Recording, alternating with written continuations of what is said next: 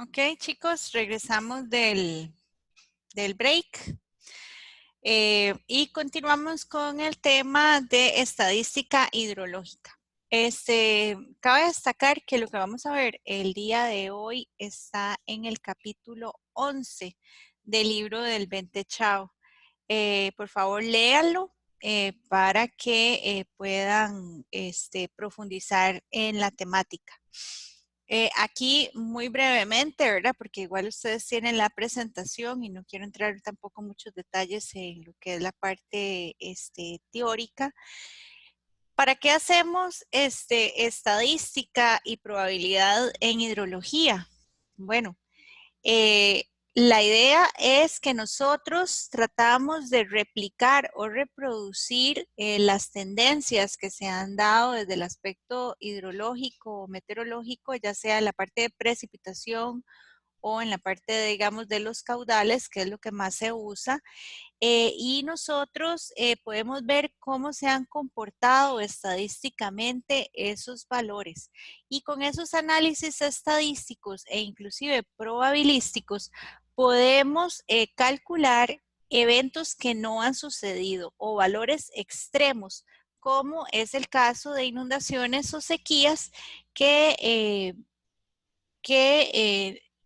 vienen a partir de datos históricos, de registros históricos.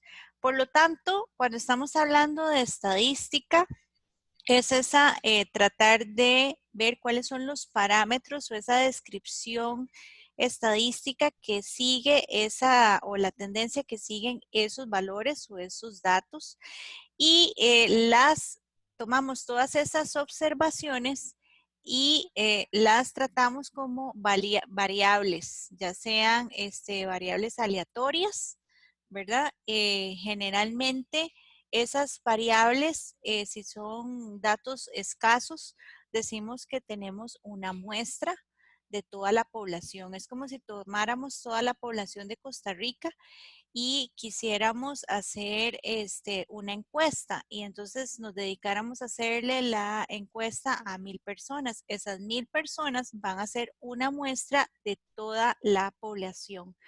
Se supone que esa variable tiene que ser aleatoria para que sea representativa de esa población que yo tengo. Entonces, cuando tratamos de hablar también de probabilidad, tomamos en consideración todos los eventos pasados, los proyectamos y podemos calcular cuáles son los eventos, cuál es la probabilidad de que ocurra un evento o que pueda excederse un evento en un periodo o en un tiempo futuro. Vemos acá que en ese análisis hidrológico, ¿verdad? Consideramos todo ese tiempo transcurrido y lo más interesante acá es la probabilidad de que ocurra ese evento. Entonces, la probabilidad de que un evento ocurra, vean que es la posibilidad de que este ocurra cuando se hace una observación de esa variable aleatoria. O sea, cuando tomamos una muestra de esa población y vemos quienes, por ejemplo, de esa muestra responden de la misma forma. Entonces, por ejemplo, para el caso de la muestra, nosotros estamos hablando de frecuencia relativa y es, por ejemplo, el número de observaciones de la muestra que están describiendo un evento en particular entre el total de la muestra. Y eso es lo que consideramos la frecuencia relativa.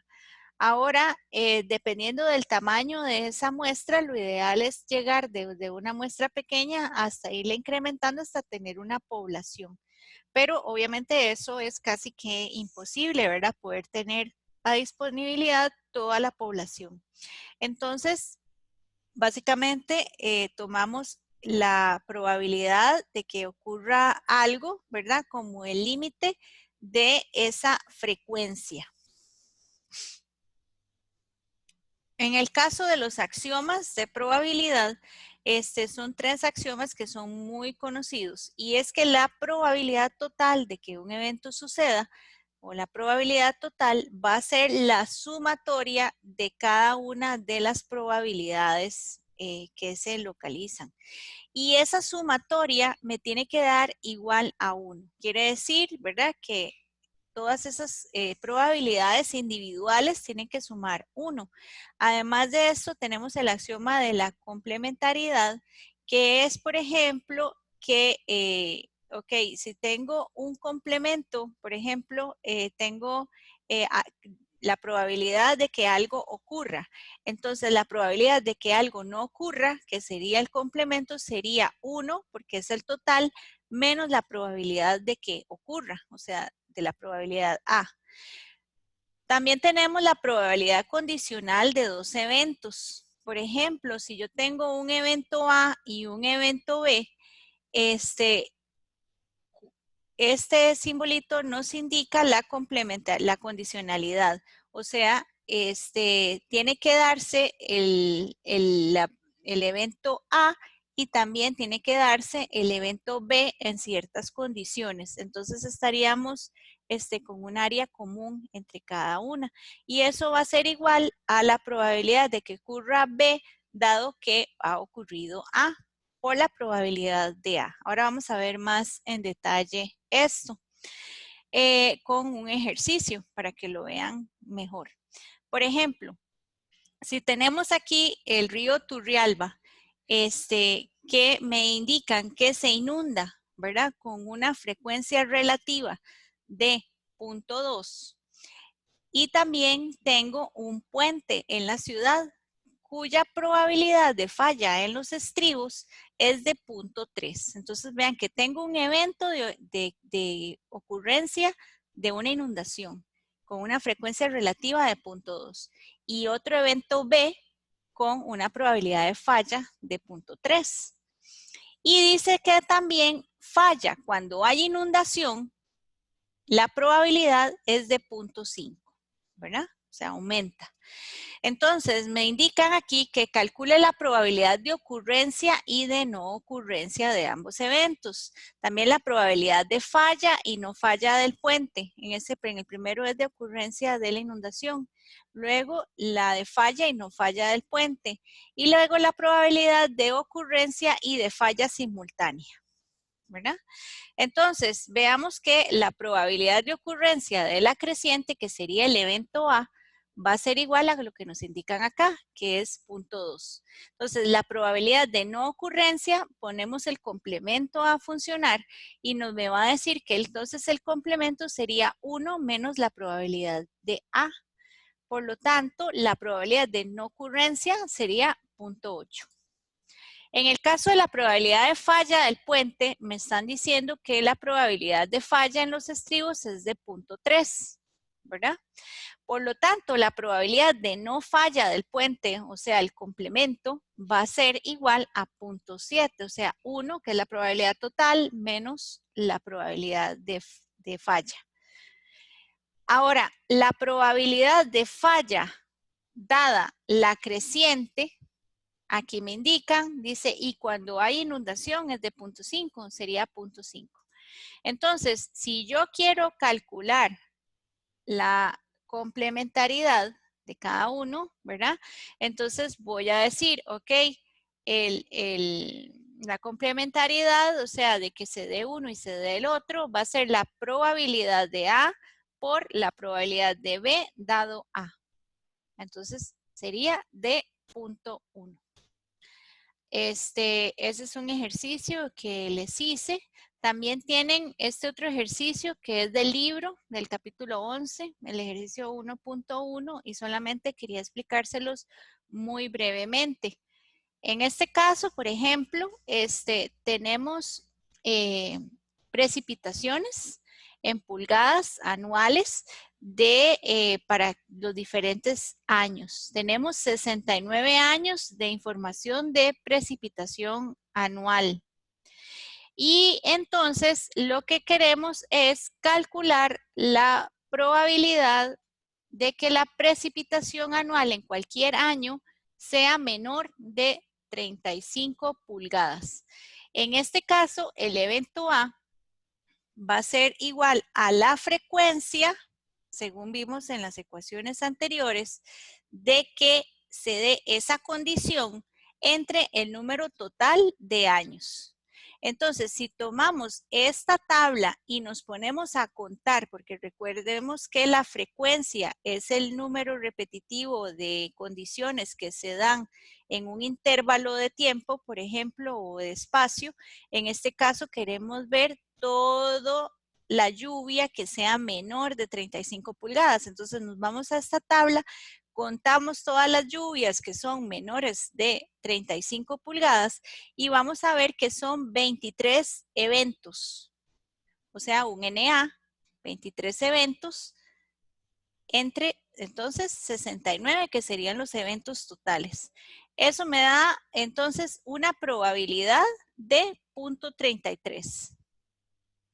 En el caso de la probabilidad de que la precipitación anual sea mayor de 45 pulgadas, lo mismo, vengo a la tablita y cuento toda la cantidad o la frecuencia, los eventos, la cantidad de eventos que tienen esta condición, o sea, que sean mayores de 45 pulgadas. En este caso son 19, lo divido entre el total de eventos y me va a dar esta probabilidad. Entonces ya tengo la probabilidad de A y la probabilidad de B.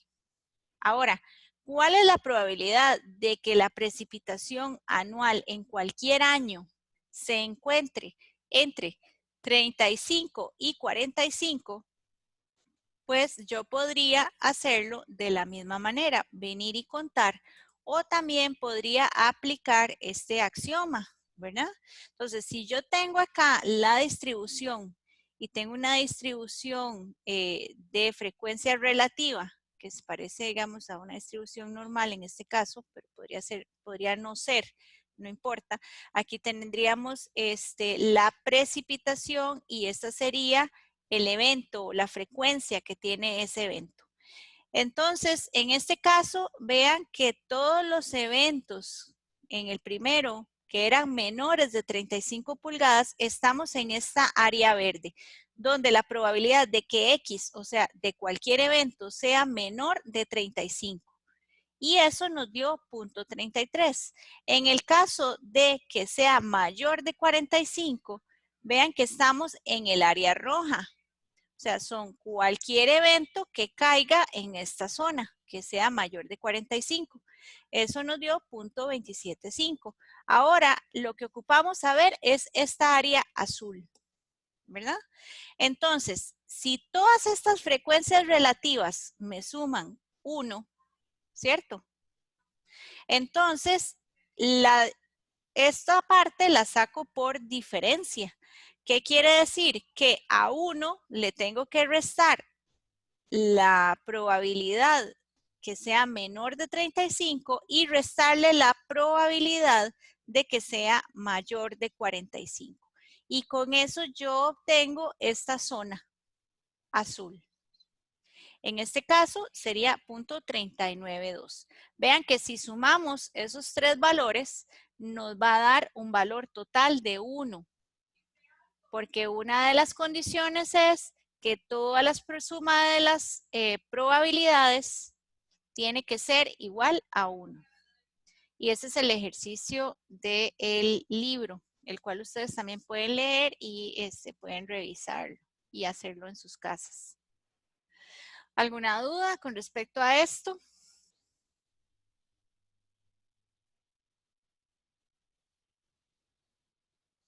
¿No? Ok. Entonces, si continuamos con las funciones de frecuencia y de probabilidad, en este caso vamos a tener una muestra versus una población. Vamos a ver, entonces, en el caso de la muestra, ya vimos que lo que tenemos que tomar es la frecuencia relativa. Y la frecuencia relativa va a ser igual a la frecuencia entre la cantidad total de miembros, o sea, lo que acabamos de hacer. Cuando estamos hablando de una población, la tomamos en consideración cuando indicamos que tenemos una función de densidad de probabilidad. Quiere decir que hacemos el límite de esto. Quiere decir que con esta función de densidad de probabilidad estaríamos describiendo completamente la población a partir de una muestra. En el caso de la función de frecuencia acumulada, bueno, es la sumatoria de todas las frecuencias individuales y ya vimos que el total tenía que ser igual a ¿cuánto? A 1, ¿verdad? Eso es de la muestra, son individuales. En este caso teníamos 69 datos.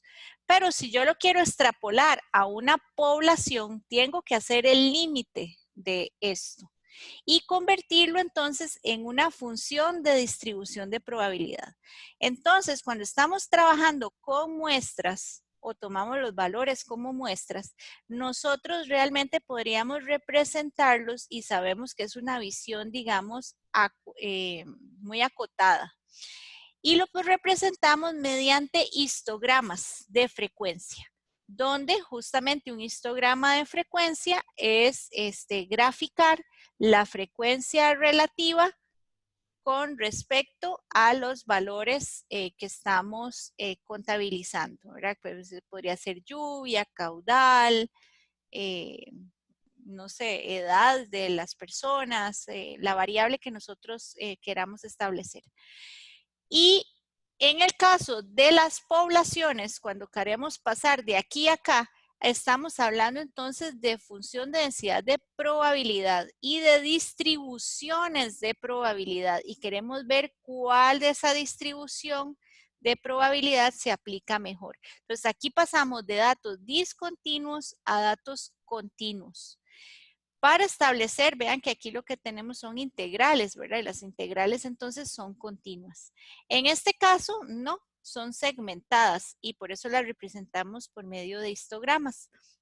Para calcular el número de clases de esos histogramas, hay varios indicios o varias formulitas que nos podrían servir para establecer nuestra cantidad de clases, porque entonces aquí al hacer un histograma, recuerden que tenemos que sacar los rangos y sacarlo o establecer nuestras clases y estratificar nuestra información. Aquí con estas formulillas nos dicen cuántas clases podríamos estar haciendo dependiendo del tamaño que tengamos de la muestra. Mientras más grandes sean las muestras, podemos hacer un histograma de mayor cantidad de clases. Aquí tenemos, por ejemplo, un histograma, tenemos las clases, cada una de esas barras representa nuestra frecuencia relativa, por ejemplo, ¿verdad? Y podemos distribuir. Ahora, este histograma podría tener cualquier forma. Y lo que nosotros queremos ver ahora es ver si esa forma se adapta a qué tipo de distribución continua. O sea, adaptamos la parte de muestreal a la parte de distribución de probabilidad continua, con una función continua. Y entonces hay varias distribuciones, ahora las vamos a ver y la idea es poder decir, ok, esta distribución que tenemos acá, que me dio este histograma, se parece o es similar a una distribución, por ejemplo, normal. O no, es una distribución Weibull o es una distribución, bueno, hay muchas distribuciones, dependiendo de la que se tenga. Entonces aquí estamos hablando de frecuencias relativas, estamos hablando también de frecuencia acumulada, si viéramos un gráfico con esta parte acumulada donde el valor máximo sería 1 y calculamos las diferentes clases. Ahora vamos a hacer un ejemplo. Bueno, aquí tenemos muy similar, ¿verdad? Lo que es la variable, aquí tenemos el histograma discontinuo y aquí tenemos la función de probabilidad, ¿verdad? Donde tenemos una función continua y esto la define lo que llamamos las PDFs, que son las funciones de distribución de probabilidad. Aquí tenemos la distribución de probabilidad, lo que les estaba mencionando, vea que es continuo. Y entonces, como el grafiquito que les enseñé anteriormente, realizado por mí, donde tenemos la frecuencia, este es un gráfico de frecuencia relativa y este es de frecuencia acumulada. Entonces, en este caso, podemos ver todo el área que se acumula cuando la probabilidad de un evento es menor que un valor X determinado, cuando la probabilidad del evento es mayor que ese valor determinado, o cuando la probabilidad se encuentra localizada entre el punto X1 o X2. Y lo mismo aquí, ¿verdad? Tenemos el espejo, que vean que es todo el área acumulada hacia el punto. En este caso es el área acumulada y su valor máximo, el valor de 1. Una de las distribuciones que ustedes también ya creo que vieron en estadística es la distribución normal, que es la muy conocida. Cuando estamos hablando de una distribución normal, es una distribución que tratamos como con una variable reducida z. Entonces, no sé si recuerdan, donde la variable reducida z para el cálculo de la distribución normal va a ser igual al valor de X que ando buscando menos el promedio de la población entre la desviación estándar de la población. Teníamos la tabla de probabilidad acumulada, donde aquí vean que tenemos los valores de Z, son estos que tenemos acá, ¿verdad? Z, por ejemplo, si yo quiero saber, este es .42, entonces este sería el valor. Y este valor que yo tengo acá es el valor de la función acumulada. Por ejemplo, aquí tengo el valor de FZ es igual a B, o sea, es igual a todo esto que está acá. Cuando Z es menor que 0. O sea, cuando yo calculo esto y Z me da 0, entonces puedo usar esta tablita, ¿verdad? Y decir que este valor me va a dar el valor de FZ, o sea, de la probabilidad acumulada. Puedo usar la tabla o puedo usar esta ecuación que tengo acá. Vean que en este caso tengo el valor de Z, e ingreso en esta ecuación los valores de Z y ya obtengo el valor de B, ¿verdad? Que lo tengo acá, el valor de B. Con ese valor de B ya tendría la probabilidad acumulada. Cuando los valores son mayores o iguales que 0, o sea, valores positivos, esto me da positivo, uso la misma tabla, nada más que el valor que me da acá para tener la probabilidad acumulada va a ser 1 menos B, o sea, 1 menos lo que me da aquí, ¿verdad? Ok, ahora vamos a ver un ejercicio.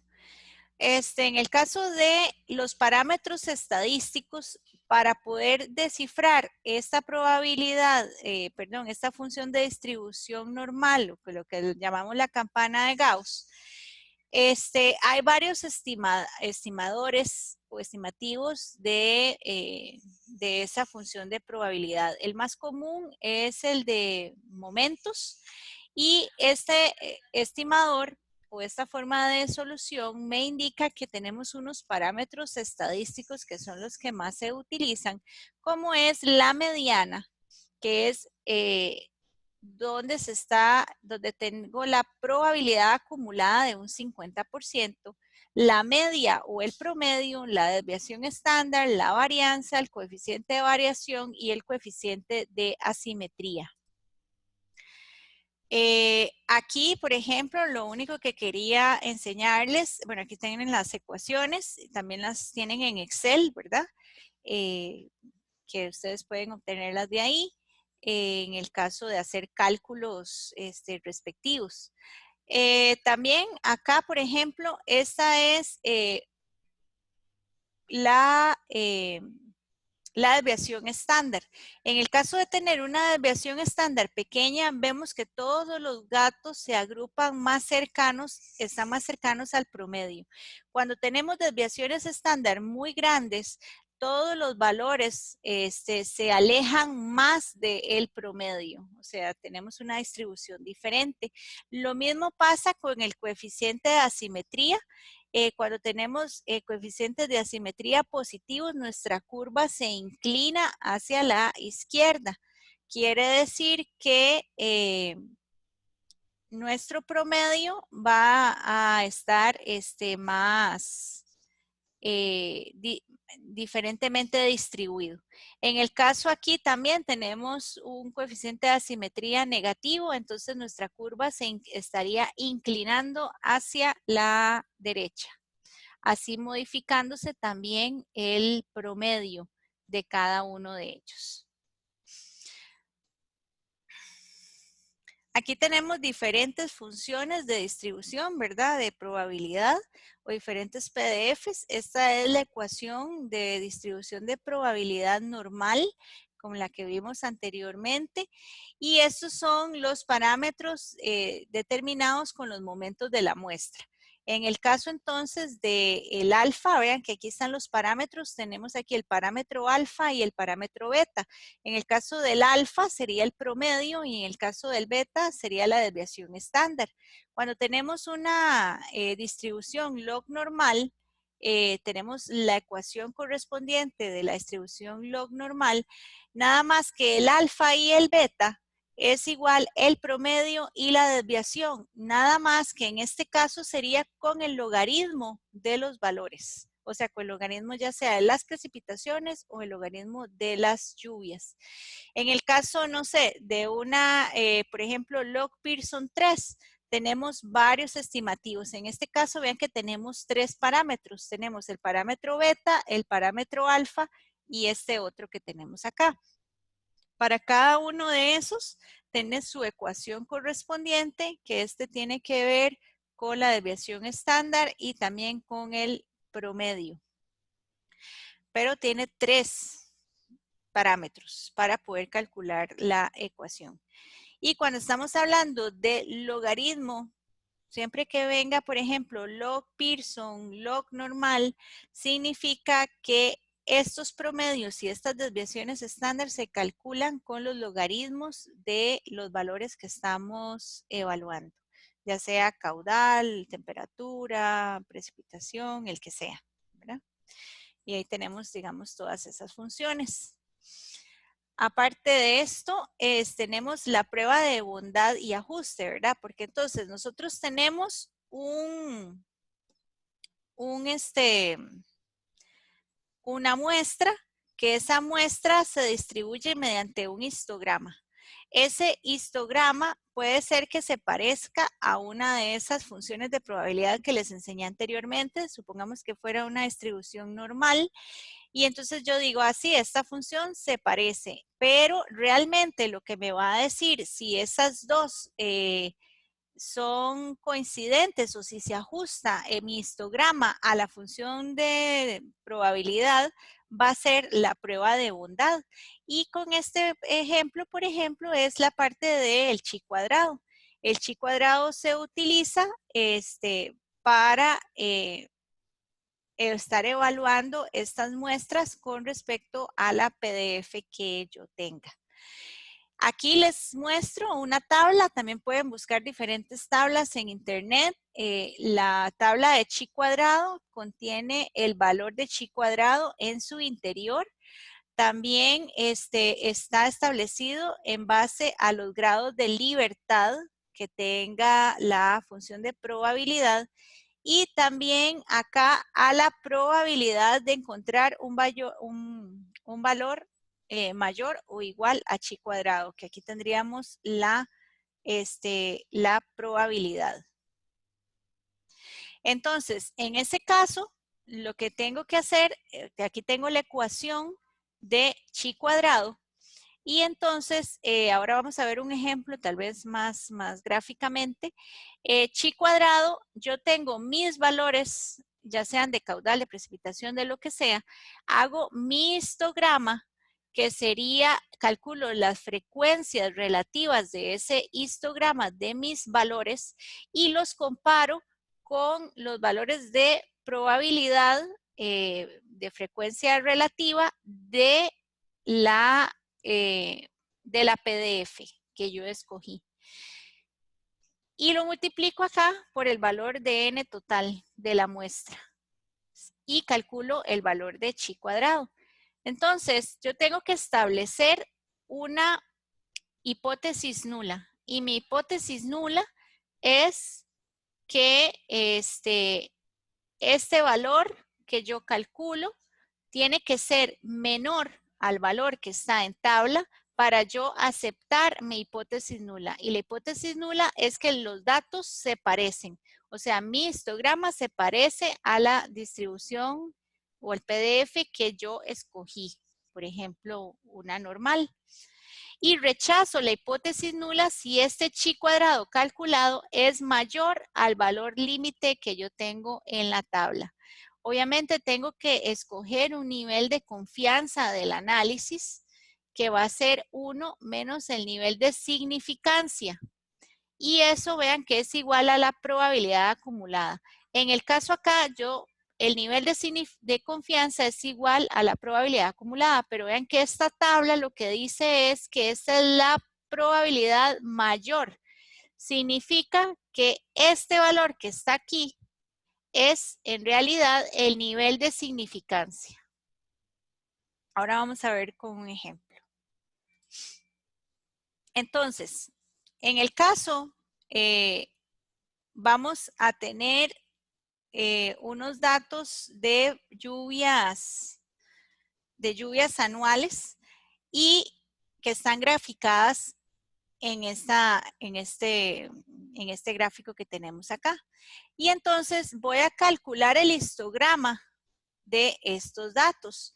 También voy a calcular la frecuencia relativa, la frecuencia acumulada. Luego voy a aplicar a esto una distribución normal y voy a comparar esa distribución normal con el histograma que generé. Y voy a evaluar la prueba de bondad de ajuste usando el método de chi cuadrado, ¿verdad? Entonces, para ese caso, aquí tengo el ejercicio. Vamos a ver. ¿Están viendo el Excel? Sí, profe. Ok, perfecto. Entonces, veamos acá. Entonces, tenemos el histograma. Entonces, tengo todos los valores desde 1980 hasta el 2017. ¿Verdad? Aquí sencillamente puse un contador, ¿verdad? Un valor de n. Entonces, obviamente va desde 1 hasta 38. Lo que tendría en total son 38 datos, ¿verdad? Y aquí tengo la precipitación. Aquí lo que hice fue que ordené la precipitación de menor a mayor, sencillamente para verificar la frecuencia, dependiendo de las clases que yo vaya a desarrollar. Y aquí tengo el mapita que teníamos en la presentación, que básicamente es el gráfico, ¿verdad? De los años y la precipitación que se tiene medida o reportada. Hasta ahí vamos bien. Ahora, si yo quiero realizar un histograma de todos estos 38 datos, yo tengo que decir, bueno, ok, ¿cuántas clases voy a hacer? Entonces, utilizo las formulitas que teníamos en la presentación, donde me dan un indicativo del número de clases. Entonces, por ejemplo, aquí es 5 por el logaritmo de 38, me da alrededor de 8 clases. Aplicando estas otras dos fórmulas me da alrededor de 6 clases. Entonces, ahora, ¿cuántas clases hago? ¿Hago 6, hago 7 o hago 8? Bueno, con base a estos datos que tenemos acá, podría escoger cualquiera de los 3 números, ¿ok? Lo que yo tengo que hacer es tratar de buscar qué me conviene, cómo distribuirlo más convenientemente. ¿Y a qué me refiero? Vamos a ver, por ejemplo, cuál es el rango de valores que yo tengo. Y si yo utilizo, por ejemplo, número de clases de 6, de 7 o de 8, ¿cuánto sería el intervalo entre cada una de esas clases? Por lo tanto, aquí le calculé el máximo a los valores, ¿verdad? A todos los valores le calculé el máximo, entonces vean que tengo una precipitación máxima de 205.8, una precipitación mínima de todos esos valores de 26. Entonces, el rango es sencillamente el máximo menos el mínimo, o sea, es la diferencia que hay entre esos dos extremos. para poder calcular el intervalo. Ahora, si yo tengo acá el intervalo y digo, ok, voy a hacerlo con 6 clases, vean que me da alrededor de 30, lo cual sería un buen intervalo. ¿Por qué sería un buen intervalo? Porque si yo divido 30 entre 2, me quedan 15. Tengo que procurar que la mitad del intervalo sea un valor entero. Puede ser 4, 6, 8, 10, pero que no les quede 4.5, porque vean que después cuando vamos sumando las clases me va a quedar números decimales y no es lo conveniente. La idea aquí es tratar de redondear, ¿verdad? Si yo ya pongo acá un número de clases de 8, vea lo que pasa, me queda 22.4, ya me da un valor decimal, o sea, tendría que llevarlo a 20 o llevarlo a 25. Y si yo cojo 25 y lo divido entre 2, me va a quedar 12.5 y justamente no quiero tener mitad de intervalo con decimales. Entonces, por lo tanto, voy a mantener el 6, ¿verdad? Y vean que me da aproximadamente 30. Entonces lo llevo a 30. Para llevarlo a 30, el máximo tengo que subirlo un poquito más y el mínimo bajarlo un poquito más, de tal forma que el rango me quede establecido, ¿verdad? Y el intervalo de clase me quede con un número entero. Y la mitad de él, ¿verdad? Me quede también con un número entero. Entonces, de tal forma que ya defino mis 6 clases, ¿verdad?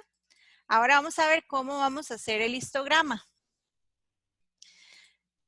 Vamos a ver, ponerlo acá.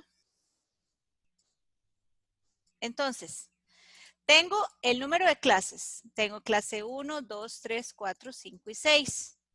Entonces, vean que el mínimo que yo establecí fue 26. Entonces, inicio mi rango en 26.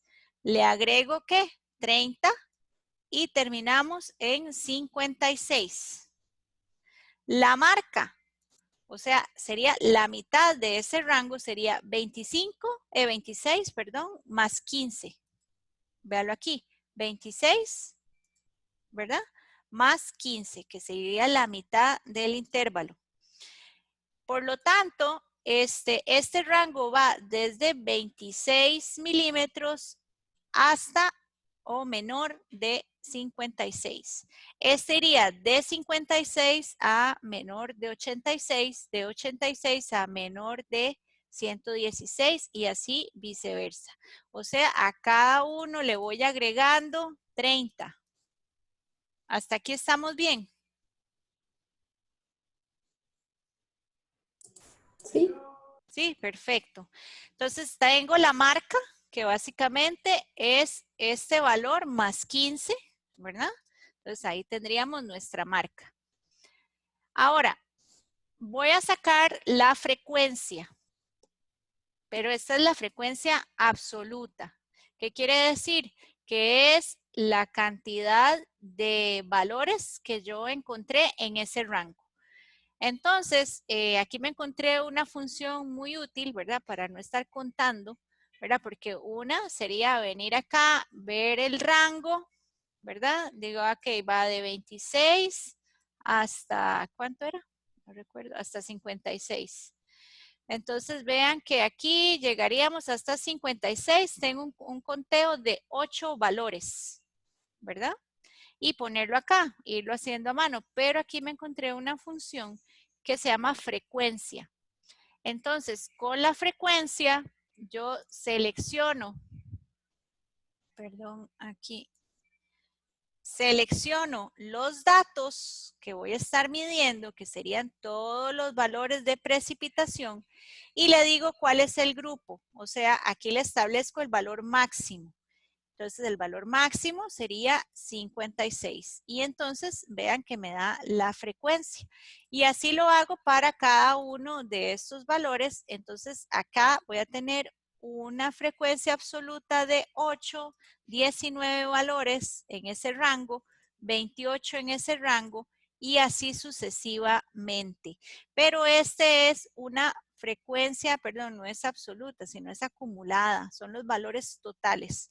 ¿Y yo qué necesito? Los valores absolutos o individuales entre cada uno de los rangos. Aquí él me contabiliza todos en esta. Entonces yo lo que hago es sacar las diferencias. Vean que aquí eso fue lo que hice. Saqué las diferencias entre cada uno para tener la frecuencia relativa, absoluta. Entonces ahora sí, tengo aquí el conteo de cada uno. Calculo entonces la frecuencia relativa, que sería ¿qué? Este valor entre el total, entre 38. Entonces aquí eso es lo que tengo. Tengo el total entre el valor de 38 y calculo el F de cada uno o la frecuencia relativa de cada uno de los valores. Luego calculo la frecuencia acumulada y es sencillamente pues ir acumulando estos datos, ya que la sumatoria de todos estos me tiene que dar 1. Entonces vean que aquí es el anterior más el relativo. Entonces ya tengo la frecuencia. Entonces con esto ya establezco mi histograma y puedo entonces graficar, ¿qué estaría graficando? Mi marca con respecto a la frecuencia relativa para obtener un gráfico de frecuencia relativa. Aquí, olvídese de este. Este sería el de frecuencia relativa, donde tengo la marca, que es el centro, la precipitación y cómo se distribuyen esos valores dependiendo de el número de clases que yo establecí, ¿verdad? Esto ahora lo vamos a ver después. En el caso de la frecuencia acumulada, sería coger esos valores también, los que corresponden a frecuencia acumulada, y graficarlos. Sería el rojo, ¿verdad? Y vean que el valor máximo sería de 1. Entonces, ahí tendríamos el valor. Obviamente aquí tengo que agregar 0. Ok, muy bien. Y entonces ya tengo mi histograma hecho, ¿verdad? Ahora, lo que sigue es calcular la función normal. Para calcular la función normal, yo tengo que calcular los parámetros estadísticos.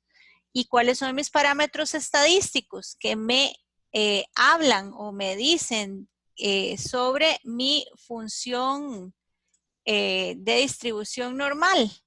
Pues veámoslo aquí. Son el promedio y la desviación estándar. Aquí está. La variable reducida de la distribución normal tiene que ver con el promedio y la desviación estándar para poder calcular la variable reducida. Y eso es lo que vamos a establecer en ese punto. Entonces, voy a calcular mi variable reducida, Z, que le puse Z ahí, porque es en cada una de las marcas. Entonces, aquí voy a tener el valor, el rango máximo, menos el promedio dividido entre la desviación estándar. Y voy a calcular, vamos a traerme esta, creo que sería mejor, tal vez.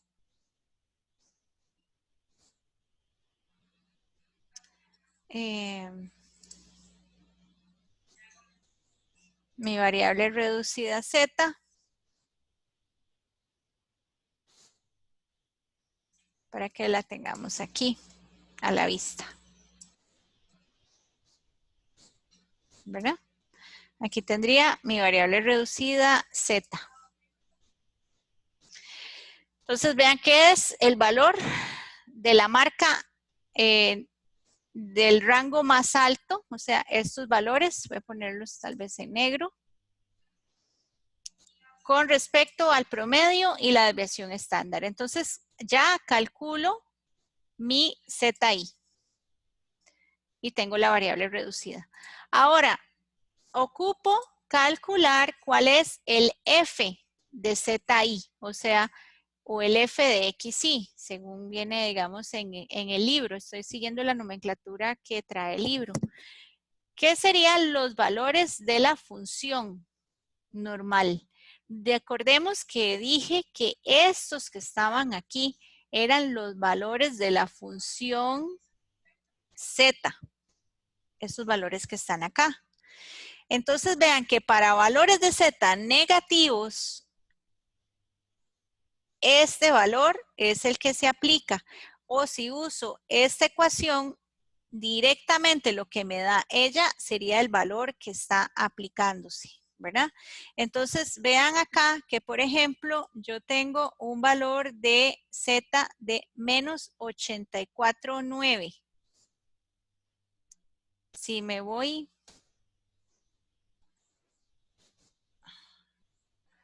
a la tablita,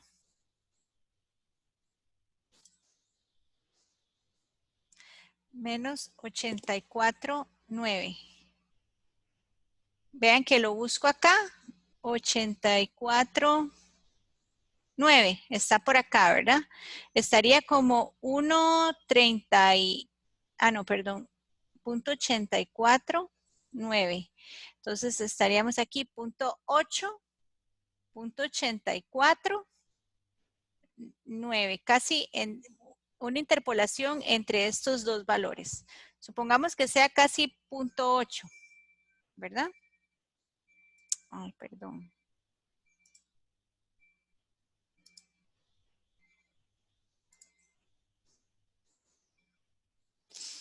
Punto 8.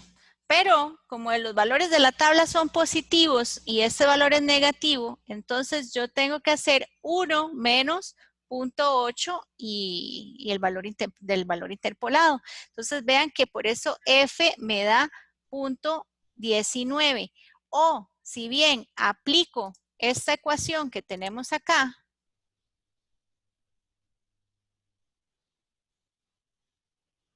no se ve la...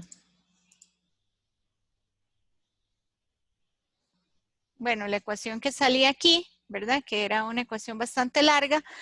Para valores negativos utilizo exactamente el valor que sale de la ecuación. Entonces, usando esa ecuación, aquí yo la coloqué completa, que voy a ponerla por acá. No.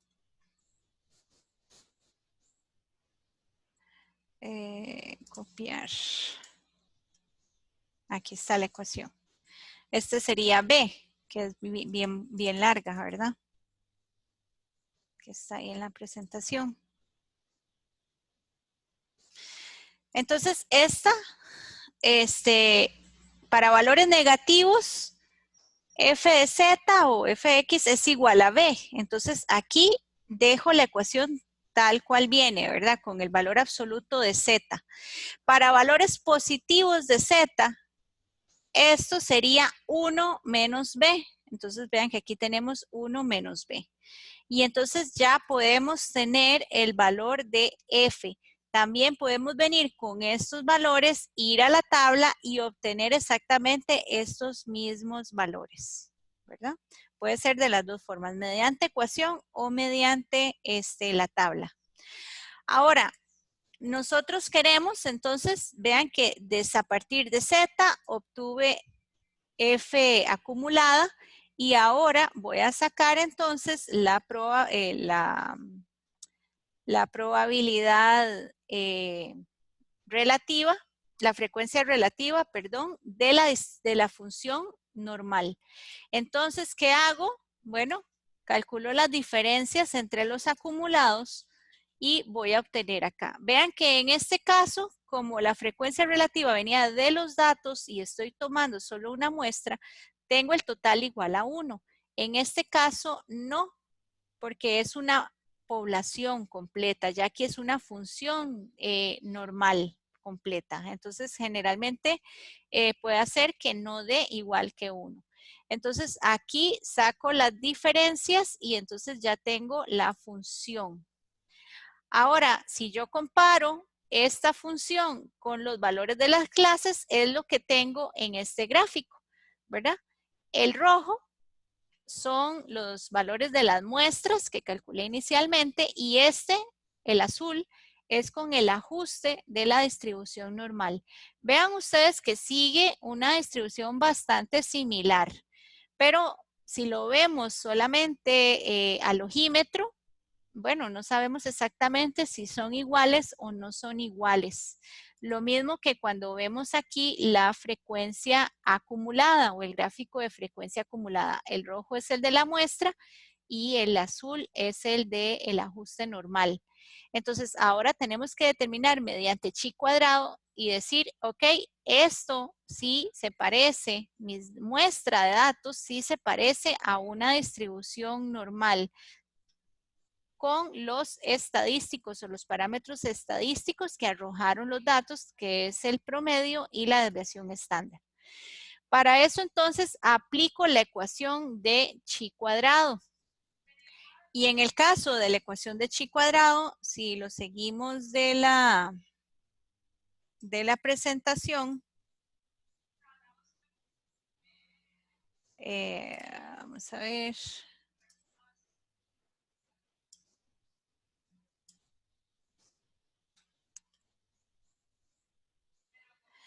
El valor aquí de chi cuadrado, ¿verdad?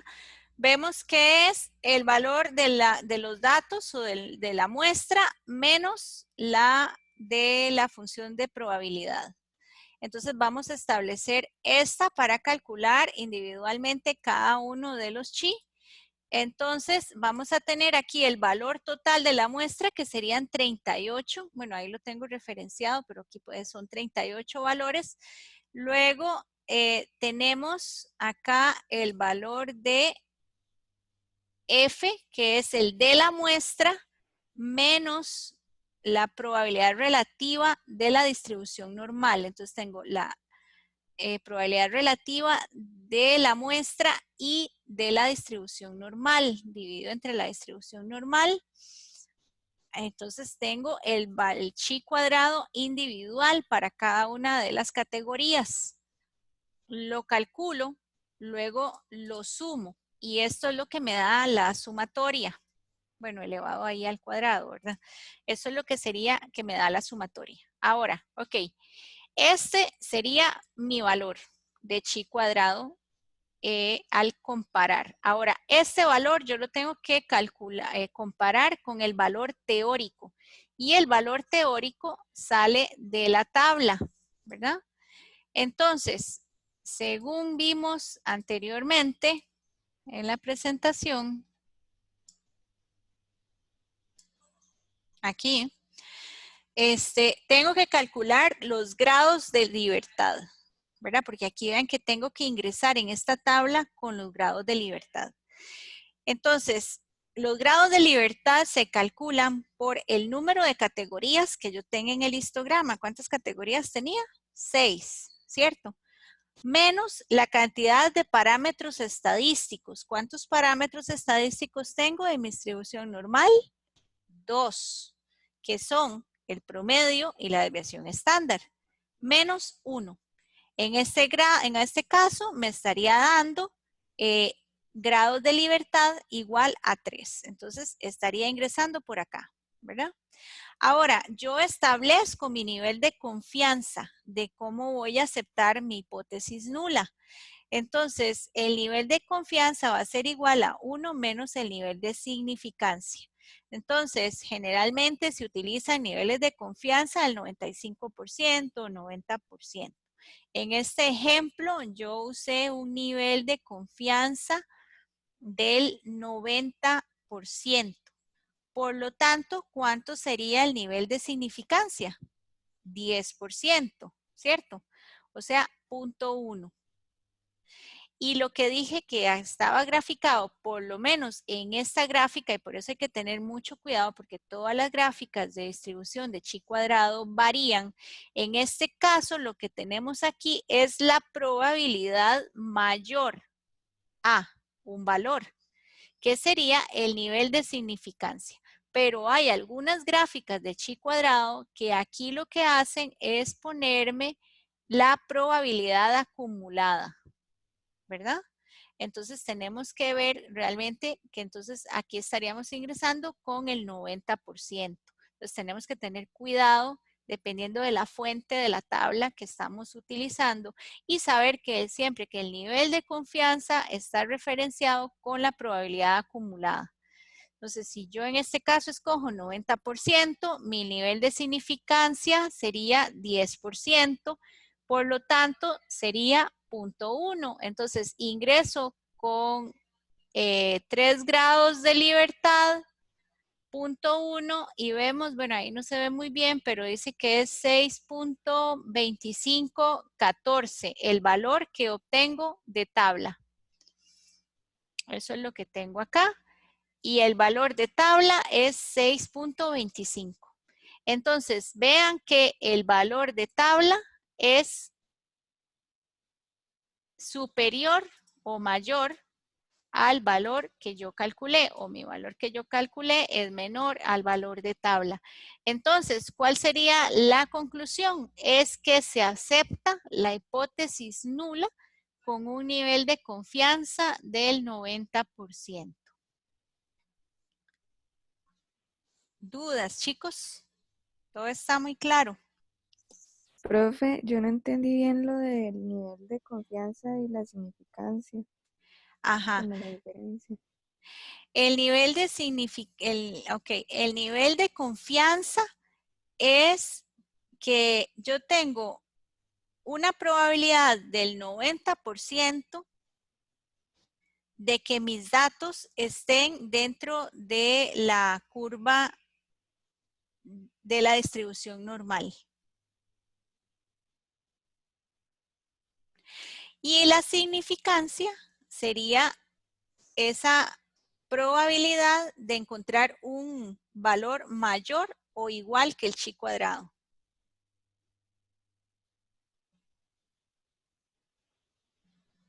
O sea, yo estoy segura en un 90%, digamos, por decirlo así, de que mi chi cuadrado sí va a estar dentro de los valores de la distribución de chi cuadrado. No sé si con eso te respondo.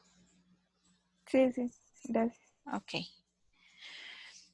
¿Verdad? Entonces, veamos que ese nivel de confianza es como esa probabilidad acumulada de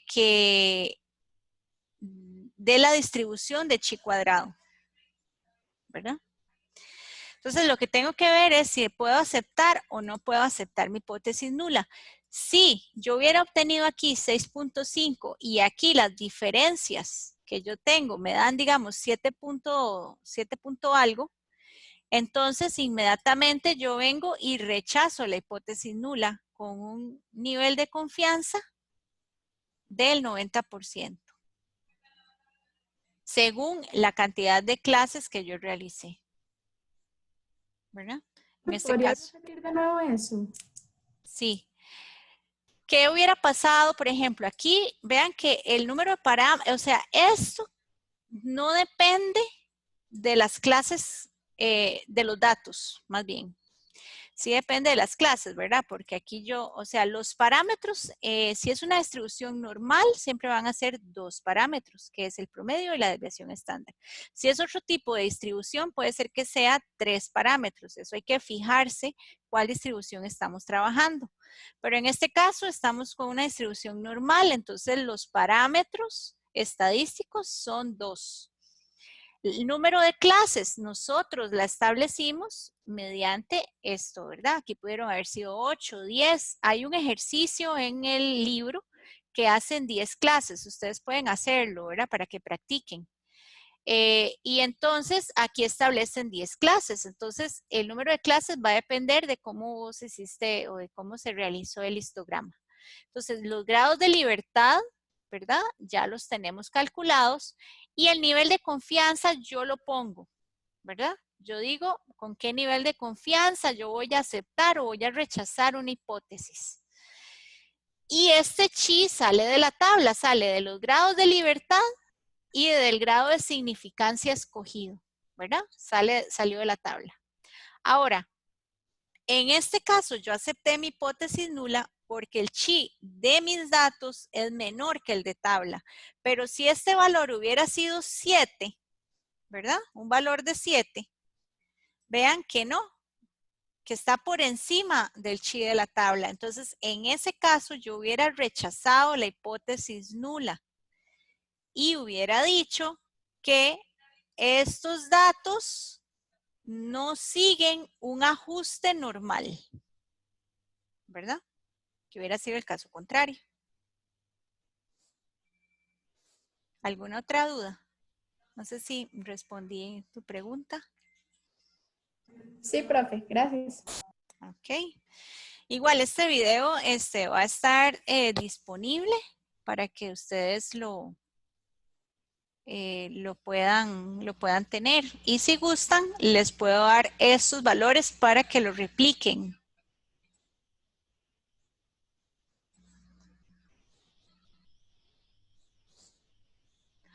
Ok, si nadie tiene más dudas, dejamos por concluida esta parte de estadística hidrológica.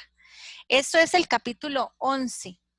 El jueves vamos a iniciar el capítulo 12. Por favor, léanlo, porque sí ya se complica un poquito más con las diferentes funciones de distribución de probabilidad. Y es un tema, yo sé que para ustedes es completamente nuevo, entonces se les puede dificultar. Entonces, léase en el capítulo 12 para la próxima clase que vamos a estar cubriendo esto.